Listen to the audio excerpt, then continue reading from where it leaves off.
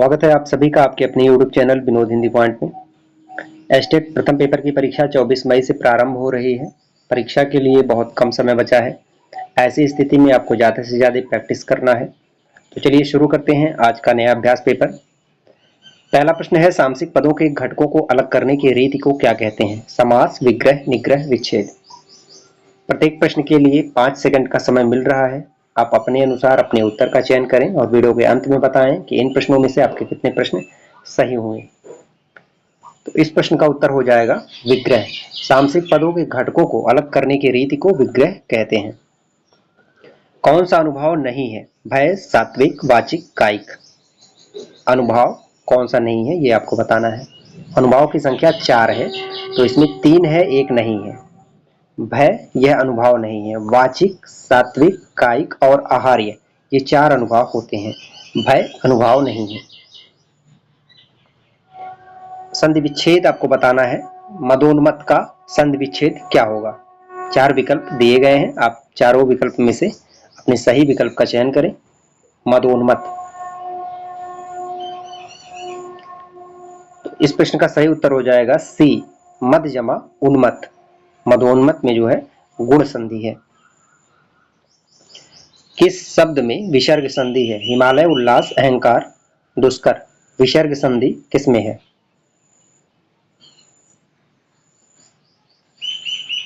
दुष्कर में जो है विसर्ग संधि है। हिमालय में दीर्घ संधि है।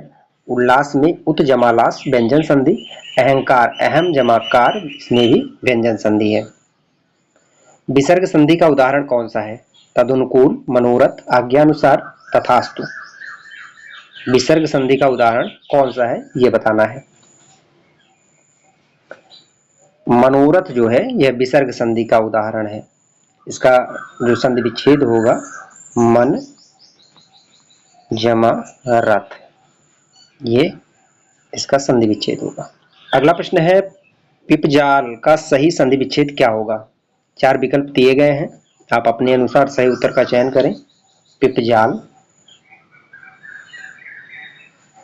तो इसका सही उत्तर हो जाएगा बी, पिपद जमा जाल। दिए गए शब्दों का सही संधि वाला विकल्प पहचानिए। नर जमा ईश, इसका सही संधि क्या होगा? नर जमा ईश नरेश। नरेश में जो है गुण स्वर संधि है। गुरुवय शब्द का सही संधि विच्छेद क्या होगा? गुरुवय, तो गुरुवय में सबसे पहले आप जान जाइए आयादि संधि है और इसका जो सही संधि विच्छेद होगा गुरुओ जमा ए। छंद का सर्वप्रथम उल्लेख कहाँ मिलता है? ऋग्वेद, यजुर्वेद, सामवेद, उपनिषद। तो छंद का सर्वप्रथम उल्लेख मिलता है ऋग्वेद, सबसे पुराना वेद है ऋग्वेद। इस वेद में छंद का सर्वप्रथम उल्लेख मिलता है। छंद पढ़ते समय आने वाले विराम को क्या कहते हैं? यति, गति, तुक, गण। अब तक जितने भी अभ्यास पेपर कराए गए हैं यह प्रश्न सबसे ज्यादा पूछा गया है। आने वाले विराम को क्या कहते हैं? तो यति कहते हैं। नी जमा कलंक का सही संधि शब्द कौन सा होगा? नी जमा कलंक का सही संधि कौन सा होगा? इसका हो जाएगा निष्कलंक। नी जमा कलंक का सही संधि होगा निष्कलंक, विसर्ग संधि इसमें है। हितैषी का संधि विच्छेद क्या होगा? हितैषी, हितैषी का सही संधि होगा हित जमा ऐसी, वृद्धि स्वर संधि है इसमें।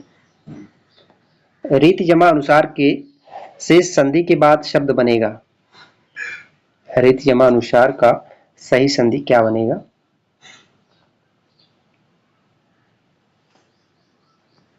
रीत्यानुसार। निम्नलिखित में से एक कथन गलत है, वह कौन सा है? संधि में 2 पक्षों का मेल होता है, संधि तोड़ने को विच्छेद कहते हैं। समास में पदों के प्रत्यय समाप्त कर दिए जाते हैं, समास तोड़ने को विग्रह कहते हैं। एक कथन गलत है, यह आपको बताना है। संधि में 2 पक्षों का मेल होता है, यह गलत है। संधि में 2 पक्षों का मेल नहीं होता है। 2 समीपवर्ती वर्णों के मेल से जो शब्द परिवर्तन होता है उसे संधि कहते हैं। एरर का अनुवाद है पाप, गुनाह, दोष, त्रुटि। एरर, तो एरर का अनुवाद है त्रुटि। जुगुप्सा स्थायी भाव किस रस से संबंधित है? करुण, रौद्र, बीभत्स, अद्भुत। जुगुप्सा यह किस रस का स्थायी भाव है? तो बीभत्स रस का है। बीभत्स रस का एक उदाहरण पूछा जाता है।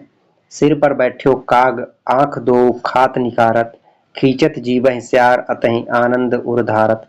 तो इसमें जो है घृणा का भाव उत्पन्न हो रहा है। क्रिया के जिस रूप में क्रिया निष्पादन के समय का ज्ञान हो उसे क्या कहते हैं? पक्ष, काल, भूतकाल, वाच्य। क्रिया के जिस रूप में क्रिया निष्पादन के समय का ज्ञान हो उसे क्या कहते हैं? उसे कहते हैं काल। मुझसे खड़ा भी नहीं हुआ जाता, इस वाक्य का वाच्य होगा भाववाच्य, कर्मवाच्य, कृतवाच्य, अन्य। मुझसे खड़ा भी हुआ नहीं जाता, कौन सा वाच्य है? इसमें भाववाच्य है। मुझसे खड़ा भी हुआ नहीं जाता। रमा पुस्तक पढ़ेगी को कर्मवाच्य में परिवर्तित करें। रमा पुस्तक पढ़ सकती है, रमा पुस्तक पढ़ती है, रमा पुस्तक नहीं पढ़ेगी, रमा के द्वारा पुस्तक नहीं पढ़ी जाएगी। रमा पुस्तक पढ़ेगी का कर्मवाच्य में परिवर्तित करना है। तो रमा के द्वारा पुस्तक पढ़ी जाएगी। किसके द्वारा पुस्तक पढ़ी जाएगी? तो रमा के द्वारा पुस्तक पढ़ी जाएगी, यहाँ पर कर्मवाच्य होगा। जब कोई बात सीधे साधे रूप में ना कहकर किसी के माध्यम से कही जाए तो वहां कौन सा अलंकार होता है? व्यतिरेक, अन्योक्ति, संदेह, विरोधाभास। सीधे साधे रूप में ना कहकर किसी के माध्यम से कही जाए तो वहां अन्योक्ति अलंकार होता है।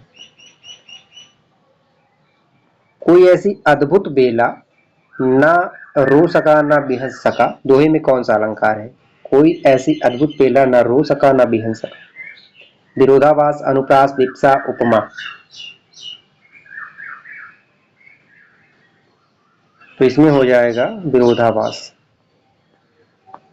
हनुमान की पूंछ में लग न पाई आग, लंका सिगरी जल गई, गए निशाचर भाग। इस पंक्ति में कौन सा अलंकार है? श्लेष, अन्योक्ति, काको, अतिशयोक्ति। हनुमान की पूंछ में न लग पाई आग, लंका सिगरी जल गई, गए निशाचर भाग। तो इसमें अतिशयोक्ति है, बढ़ा चढ़ाकर वर्णन किया गया है। कर सरोज जयमाल उठाई, प्रेम विवश पहिराई न जाई। उपयुक्त पंक्ति में निहित प्रमुख अलंकार कौन सा है? उपमा, उत्प्रेक्षा, रूपक, अनुप्रास। कर सरोज जयमाल उठाई, प्रेम विवश पहिराई न जाई। तो इसमें जो है रूपक अलंकार है। यह जीवन क्या है? निर्जर है। इस वाक्य में प्रयुक्त अलंकार पहचानिए। उत्प्रेक्षा, अतिशयोक्ति, रूपक, व्यतिरेक। यह जीवन क्या है? निर्जर है। तो इसमें अलंकार पहचानना है, रूपक अलंकार है। उदित उदय गिरिमंच पर रघुवर बाल पतंग में कौन सा अलंकार है? उपमा, रूपक, उत्प्रेक्षा, भ्रांतिमान। उदित उदय गिरिमंच पर रघुवर बाल पतंग, इसमें जो है रूपक अलंकार है। निम्न में कौन सा अर्थालंकार है? श्लेष, यमक, वक्रोति, रूपक। अर्थालंकार सिलेबस में लगा हुआ है। अर्थालंकार है रूपक। अलंकार के दो भेद हैं, शब्दा अर्था उभया भी है। तो अर्थालंकार के अंतर्गत 100 से अधिक अलंकार आते हैं। एक रम में उपवन था, नंदन वंशा सुंदर। इस पंक्ति में कौन सा अलंकार है? उत्प्रेक्षा, विभावना, विरोधाभास, उपमा। एक रम में उपवन था, नंदन वंशा सुंदर। तो सा से सी, नंदन वन सा सुंदर, उपमा अलंकार। आती है शून्य क्षितिज से, क्यों लौट प्रतिध्वनि मेरी, टकराती बिलखाती सी पगली सी देती फेरी। उक्त पंक्तियों में कौन सा अलंकार है? रूपक, उत्प्रेक्षा, उपमा, विभावना। इसमें उपमा अलंकार है। पगली सी देती फेरी, बिलखाती सी पगली सी। इनमें से अनुप्रास अलंकार का लक्षण ना हो तो उसे छांटिए। शब्द के प्रारंभ अथवा अंत में वर्णों की आवृत्ति, एक से अनेक वर्णों की क्रमानुसार आवृत्ति, पंक्ति की संपूर्णतः आवृत्ति, एक ही उच्चारण स्थान से बोले जाने वाले वर्णों की आवृत्ति। तो अनुप्रास अलंकार का लक्षण नहीं है वही छांटना है। 3 है, 1 नहीं है। पंक्ति की संपूर्णतया आवृत्ति ये नहीं है।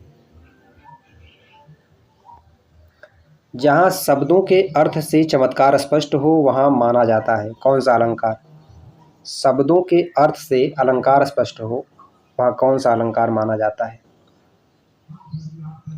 वहाँ पर माना जाता है अर्थालंकार। बताते हैं कि यहाँ शब्दों में चमत्कार है तथा बताते हैं यहाँ शब्द में अद्भुत सौंदर्य है। 2 अलंकार यानी 2 पंक्ति दी गई है और खाली स्थान में आपको बताना है कौन सा अलंकार आएगा।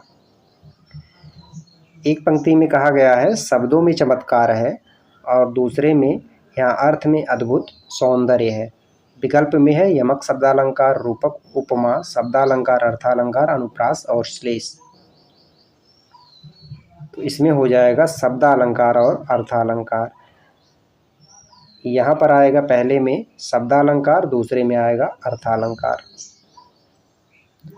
संक्षेपण में सामान्यतः मूल गद्यांश का कितना भाग होना चाहिए? 1/4, 1/3, 2/3, आधा भाग। संक्षेपण में सामान्यतः मूल गद्यांश का कितना भाग होना चाहिए? तो 1/3 होना चाहिए। संक्षेपण से भी संबंधित प्रश्न पूछे जाएंगे। ये थे हिंदी व्याकरण से संबंधित कुछ महत्वपूर्ण प्रश्न। मिलते हैं अगले वीडियो में कुछ नए प्रश्नों के साथ। तब तक के लिए नमस्कार।